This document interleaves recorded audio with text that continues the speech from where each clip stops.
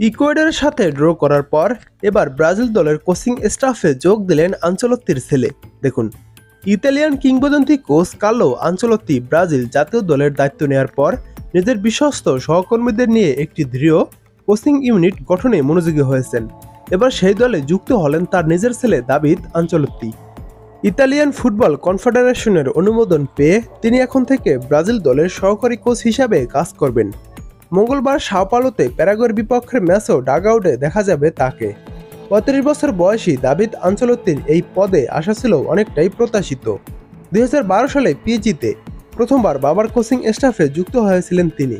এরপর থেকে Real Madrid, Bayern Munich, Napoli ও এভারটনে বাবার সঙ্গে অভিজ্ঞতা সঞ্চয় করেছেন তিনি।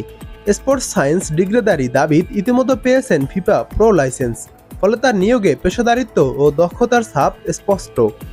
তবে তার ব্রাজিল অভিযানে একটু বিলম্ব হয়েছিল রেঞ্জার্স স্কটল্যান্ডের ক্লাব এবং ডিপোর্তিভো লা কুরুনিয়া স্পেনের ক্লাব থেকে প্রস্তাব পাওয়ার কারণে।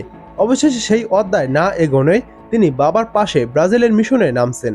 ব্রাজিলিয়ান ফুটবল কনফেডারেশন সিবিএফ এক বিবৃতিতে বলেছেন, দাভিদ আনচেলত্তির একাডেমিক ভিত্তি মজবুত, তার অভিজ্ঞতা বিশাল এবং সে আমাদের দলের টেকনিক্যাল ইউনিটে গুরুত্বপূর্ণ ভূমিকা রাখবে।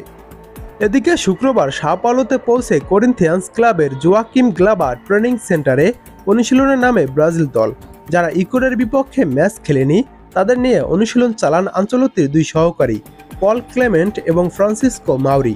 অন্যদিকে ম্যাচে খেলা ফুটবলাররা জিমেই সীমাবদ্ধ থাকেন। বিশ্রামে থাকা রাফিনিয়ার মাঠে ফেরা নিয়েও আশাবাদী কোচিং স্টাফ। ইকুয়েডরের বিপক্ষে নিষেধাজ্ঞার কারণে না খেললেও প্যারাগুয়ের বিপক্ষে শুরুর একাদশে থাকতে পারেন বার্সেলোনার এই ফরওয়ার্ড। এদিকে ইকুয়েডরের বিপক্ষে গোলশূন্য ড্রর পর বিশ্বকাপ বাছাইয়ের পয়েন্ট তালিকায় ব্রাজিল আছে চতুর্থ স্থানে 22 পয়েন্ট নিয়ে।